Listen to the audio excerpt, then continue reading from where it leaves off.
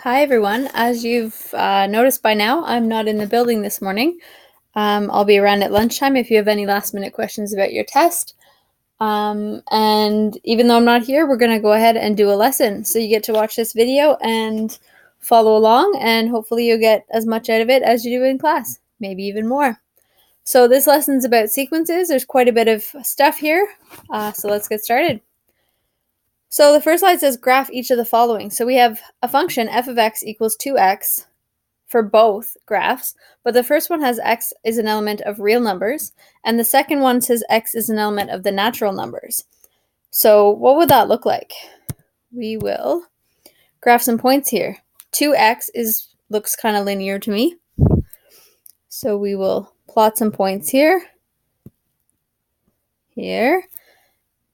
So 2 times 0 is 0. If x is 1, then our value is going to be at 2. Our y value will be 2. 2 times 2 would be 4. 2 times 3 would be 6. But I could also pick any number in between there. So 2 times 1/2 would be 1. 2 times 1.5 would be 3. And so on. We could pick any of these values. And as we know, we can join this with a nice straight line. And we have a function. It's a linear function. For any real number, it could be fractions, decimals, doesn't matter. If x can only be a natural number, we remember those are the numbers 1, 2, 3, 4, 5, and so on. So x can't be 0 in this case. X could be 1, and if 2 times 1 is still 2, 2 times 2 would be our next option, is 4. 2 times 3 is 6. But the difference now is that we can't have the number that's any numbers that are in between 1, 2, 3, 4, 5, and so on. So we can't have, for example, this number right here, like we did in the first one, because this x value is not a natural number. So instead, we have a function again. So they are, in fact, both functions. They both pass the vertical line test. There's only one output value for every input. But the difference here is that in the first one, we could have any of these values. Any x value that is a real number is allowed. But in the second one, x has to be a natural number. So this is a discrete function. And what that means is that it's a series of points or a series of values that are not connected. So the first one, it's a continuous function because we could have any number in between those 1, 2, 3, 4. The second one, we can only have those values and it's discrete. So that's what this part of the course is about, discrete functions.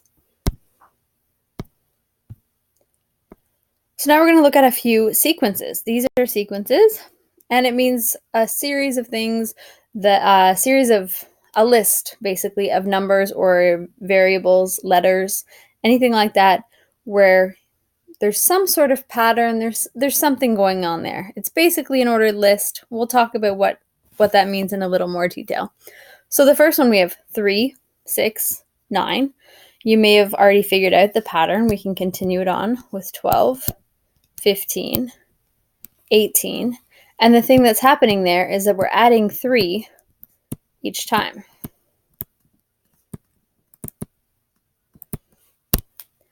Now let's look at the second one. We have 5, 6, 8, and 11. Well, if you'll notice in the first one, to get from 5 to 6, from here to here, we're adding 1. From 6 to 8, we're adding 2. From 8 to 11, we're adding 3. So if we continue that on, we're going to add 4. So we'll have 15. We added 4 here. The next one, we're going to have to add 5. So we'll be at 20. The next one, we'll add 6. So we'll be at 26. So the pattern is that you're adding the consecutive, meaning in order,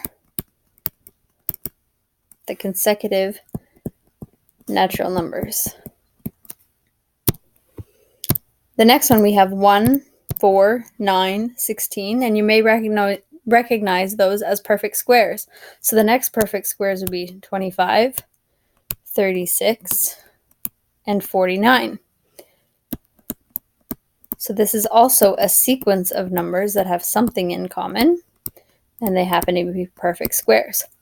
The other way that you can look at this one is that here from 1 to 4 we added 3, From 4 to 9, we added 5. Then we added 7, 9, 11, and 13. So really, we're also, in addition to these numbers being the perfect squares, we are also adding the consecutive odd numbers. Now the next one, it's not numbers, but it's still a list. We have A, D, G, and J. And if you notice, that's every third letter of the alphabet. So the next ones would be K, L, M, N, O, P, Q, R, S. So it's every third letter of the alphabet. The next pattern is an interesting one, the next sequence of numbers here. We start with -4, then we have 5, 1, 6, 7. And if you notice, these two numbers, if you add these together, -4 plus 1 is, -4 plus 5 is 1. Then you add the next two, 5 plus 1 is 6. Add the next two, 1 plus 6 is 7. So we add 6 and 7 to get the next one, which is 13. 7 plus 13 is 20. And 13 plus 20 is 33. So you're adding the two previous numbers.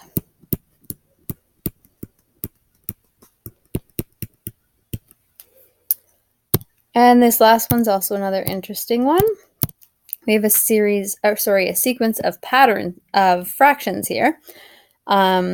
Couple different ways to look at this one. So you could look at the number on the numerator, 2, 4, 6, 8. So the next is going to be 10, 12, 14.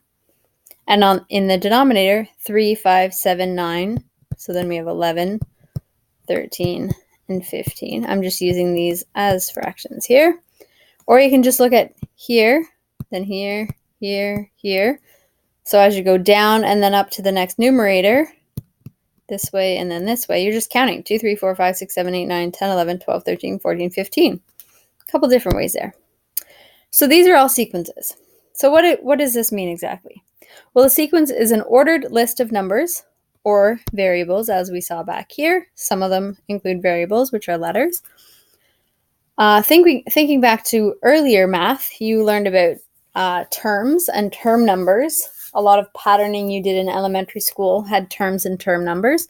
So the term is each number in a sequence, and we write this. The notation is T1, T2, T3, T4, etc. So this is term, and then the subscript tells you the position in the sequence or the term number. So term 1, term 2, term 3, term 4, and so on, all the way to term n. So n could be any term or the last term in that sequence.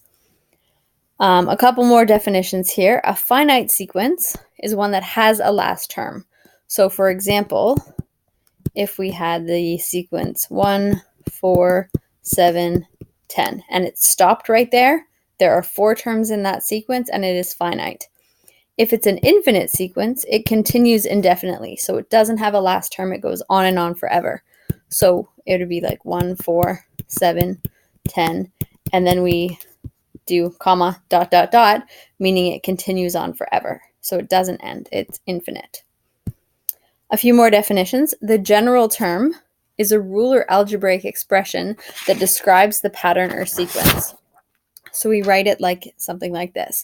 T sub n is equal to n plus 4, means the general term for a sequence is equal to the term number n plus 4. So if we're looking, for example, term 5, we would add 5, which is the term number, plus 4, and we get 9. For this other one over here, term n is equal to n squared plus 5. So if we're looking for, let's say, term 4, we would have n, which is term 4, so n is 4, 4 squared plus 5, which is 16, plus 5, which is 21. So term 4 would equal 21. You can also have these in function notation, where the domain, so the set of x values, is the set of natural numbers. So we can write it like f of n. We use the function of n, meaning n for this term number we talked about up here, is equal to n plus 4. So this one is function notation for this one that we have up here. And the key thing with the function notation is that the domain has to be the set of natural numbers. So we state that after like this. N is the set, or n is an element of the natural numbers. For this other one over here, f at n, or f of n, is equal to n squared plus 5. And again, n is an element of the natural numbers. Now, recursive sequences and formulas we'll come to kind of at the end of this lesson, but I thought I'd get all the definitions out of the way so you have at least seen them already. A recursive sequence is one in which each term is generated from the previous term or terms. So you have to know the term that comes before it or the terms, plural, that come before it in order to get the next term.